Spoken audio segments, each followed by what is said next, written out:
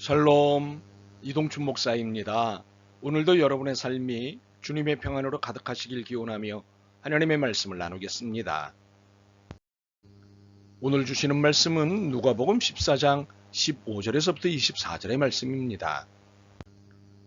함께 먹는 사람 중에 하나가 이 말을 듣고 이르되 무릇 하나님의 나라에서 떡을 먹는 자는 복되도다 하니 이르시되 어떤 사람이 큰 잔치를 베풀고 많은 사람을 청하였더니 잔치할 시각에 그 청하였던 자들에게 종을 보내어 이르되 오소서 모든 것이 준비되었나이다 하매 다 일치하게 사양하여 한 사람은 이르되 나는 밭을 샀음에 아무래도 나가 보아야 하겠으니 청컨대 나를 양해하도록 하라 하고 또 한 사람은 이르되 나는 소 5겨리를 샀음에 시험하러 가니 청컨대 나를 양해하도록 하라 하고 또 한 사람은 이르되 나는 장가 들었으므로 그러므로 가지 못하겠노라 하는지라. 종이 돌아와 주인에게 그대로 고하니 이에 집주인이 노하여 그 종에게 이르되 빨리 시내의 거리와 골목으로 나가서 가난한 자들과 몸 불편한 자들과 맹인들과 저는 자들을 데려오라 하니라. 종이 이르되 주인이 명하신 대로 하였으되 아직도 자리가 있나이다. 주인이 종에게 이르되 길과 산 울타리로 가서 나가서 사람을 강건하여 데려다가 내 집을 채우라. 내가 너희에게 말하노니 전에 청하였던 그 사람들은 하나도 내 잔치를 맛보지 못하리라 하였다 하시니라. 아멘. 누가복음 14장 15절로부터 24절 말씀을 본문으로 하나님의 나라는 초대에 응한 사람들의 나라라는 제목으로 말씀을 나누도록 하겠습니다. 어느 안식일에 예수님께서 한 바리새인 지도자의 집에 초대를 받아 음식을 드시러 간 일이 있었습니다. 그때 여러 일들이 그 자리에서 일어났습니다. 하나는 그곳에 복부에 물이 차서 심장, 신장, 간장 등을 압박하고 몸이 붓는 수종병을 앓고 있는 사람이 있었는데 예수님이 그를 고쳐주셨습니다. 그런데 이날은 안식일이었습니다. 유대인에게 안식일은 그 어떤 노동행위도 금지된 날이었고 이를 철저히 지키는 것이 신앙이었습니다. 그런데 예수님께서 노동행위 중에 하나인 치료행위를 하셨으니 난리가 났습니다. 그런데 예수님은 그들을 꼼짝 못하게 하는 질문을 하셨습니다.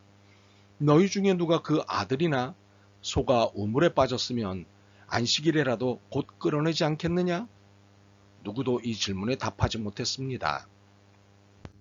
또 하나는 예수님과 함께 그곳에 초대를 받은 사람들이 윗자리에 앉는 것을 보시고 그들을 향해 한 말씀 하셨습니다. 그렇게 윗자리, 높은 자리를 좋아하다 더 높은 사람이 오면 자리를 내줘야 할 텐데 그땐 얼마나 민망하겠느냐고 하시며 차라리 처음부터 아랫자리에 가서 앉아 있으라고 하신 것입니다. 그리고 그렇게 앉아 있다 보면 주인이 와서 어서 저 높은 자리로 옮기십시오 하면 그 얼마나 영광스럽겠느냐고 하셨습니다. 그리고 주신 메시지가 무릇 자기를 높이는 자는 낮아지고 자기를 낮추는 자는 높아지리라 였습니다. 또 하나는 예수님을 초대한 주인에게 앞으로는 사람을 초대할 때 이 초대에 답례할 만한 능력이 있는 사람들이 아닌 답례할 능력이 없는 사람들을 초대하라고 권면하셨습니다. 답례할 능력이 없는 가난하고 몸이 불편한 사람들을 초대하면 베푼 복이 그대로 주인에게 돌아올 것이니 이 얼마나 좋은 일이냐는 것이었습니다. 이 두 말씀은 그곳에 있는 사람들을 매우 무안하고 불편하게 만들었지만 예수님은 거침이 없으셨습니다. 그리고 또 하나는 함께 식사를 하던 사람 중 한 사람이 하나님의 나라에서 떡을 먹는 자는 복되도다고 말한 것입니다. 이 말은 표면적으로는 전혀 문제가 없어 보입니다. 하나님의 나라에서 떡을 먹는 자가 복된 것은 사실이니까요. 그러나 이 말의 속뜻은 유대인에게만 허락된 하나님의 나라라는 교만이었습니다. 유대인은 얼마나 복된 존재인가라는 자부심을 내보인 말이었습니다. 유대인이라는 신분, 유대인으로서의 종교적 품위에 대한 자부심을 드러낸 교만이었습니다. 이 사람의 하나님 나라 개념은 왜곡된 것이었습니다. 이에 하나님의 나라 개념을 바르게 가르쳐 주신 것이 오늘의 본문입니다.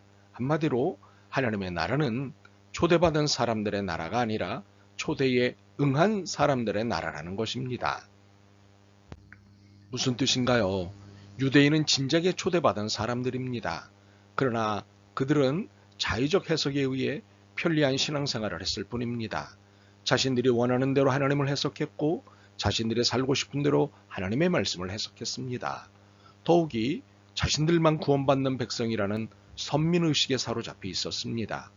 그러나 하나님은 그들을 다른 민족보다 먼저 부르셨을 뿐이지 그들만 부르신 것은 아니었습니다. 선민, 선택받은 백성이 아니라 선민, 먼저 부름을 받은 백성일 뿐이었습니다.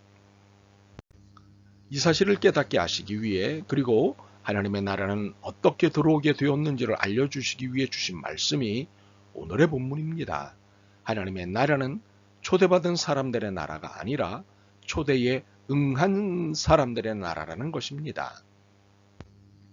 예수님의 이 메시지를 비유로 설명하셨습니다. 어떤 사람이 큰 잔치를 베풀고 많은 사람들을 초대하였습니다.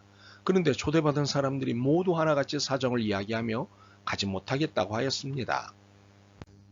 한 사람은 내가 밭을 샀는데 가서 몇 가지 확인할 일이 있답니다. 그러니 양해를 바랍니다며 사정을 구했습니다.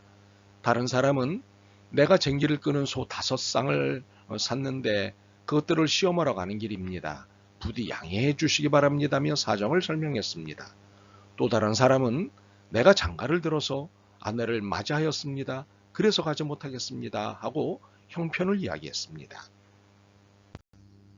이들의 사정은 누가 들어도 이해할 만했습니다. 그런데 예수님은 이들의 사정은 다 핑계고 변명이라고 하셨습니다. 예의 바르게 양해를 구했지만 이는 핑계요 변명에 불과하다고 하셨습니다. 그렇다면 예수님은 이것들을 왜 핑계요 변명이라고 하셨을까요? 초대받은 잔치에 갔다가 볼일을 받아도 되는 상황이었기 때문입니다. 이미 밭을 샀다는 것은 모든 것을 다 확인했다는 것 아니겠습니까? 소를 샀다는 것도 이미 소의 모든 상태를 다 확인했다는 것 아니겠습니까? 구약 신명기 24장 5절에 의하면 장가간 사람은 1년간 전쟁터에 나가는 것을 면제받는다고 되어 있을 뿐입니다. 그러니 이것 말고는 잔치에 참여 못할 사유는 없었습니다. 신랑 신부가 함께 다녀올 수 있었습니다. 그렇기 때문에 예수님은 이들이 된 이유를 핑계고 변명이라고 규정하신 것입니다. 결국 이들의 핑계와 변명은 초대한 주인의 분노를 일으켰고 덕분에 초대를 받을 것이라고는 전혀 예상치 못한 사람들, 즉 가난한 사람들과 지체에 장애가 있는 사람들, 눈먼 사람들과 다리 저는 사람들이 초대를 받았습니다. 아니 거의 강제로 잔치집에 오게 되었습니다. 웬 떡 같은 초대입니다. 하지만 분명한 것은 반강제적인 초대였기는 하지만 얼마든지 안 올 수도 있었습니다. 웬 횡재 같은 일이긴 했지만 얼마든지 거절할 수도 있었습니다. 그러므로 하나님의 나라는 초대받은 사람들의 나라가 아니라 초대에 응한 사람들의 나라입니다.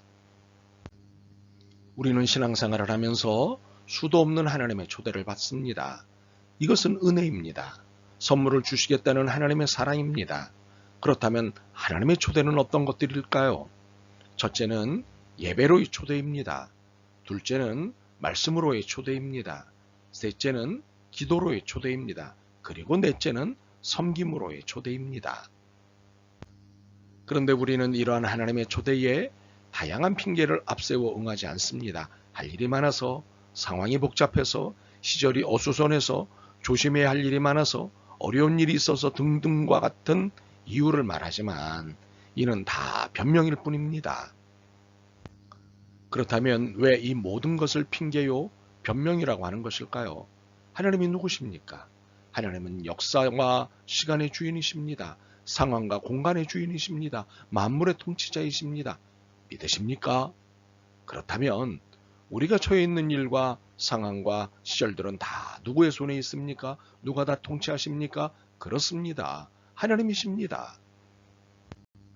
그렇다면 할 일 많아서, 상황이 복잡해서, 시절이 어수선해서, 조심해야 할 일이 많아서, 어려운 일이 있어서 등등과 같은 이유는 핑계이고 변명인 것입니다. 오히려 이 모든 문제를 해결해 주실 하나님의 초대에 응하는 것이 마땅해야 합니다. 그렇지 않겠습니까? 열일 제치고서라도 예배와 말씀과 기도와 섬김의 초대에 응하는 것이 마땅합니다. 이 초대에 응하는 것이 믿음입니다. 아멘. 주님, 변명과 핑계가 많았음을 고백합니다. 용서하옵소서. 시간과 공간의 지배자시요 상황의 주권자이신 주님, 모든 삶을 맡기겠습니다. 그리고 예배와 말씀과 기도와 섬김의 부르심에 당연히 순종하겠습니다. 믿음을 주옵소서. 예수 그리스도의 이름으로 기도드립니다. 아멘. 오늘도 여러분의 믿음과 삶을 응원합니다. 사랑합니다.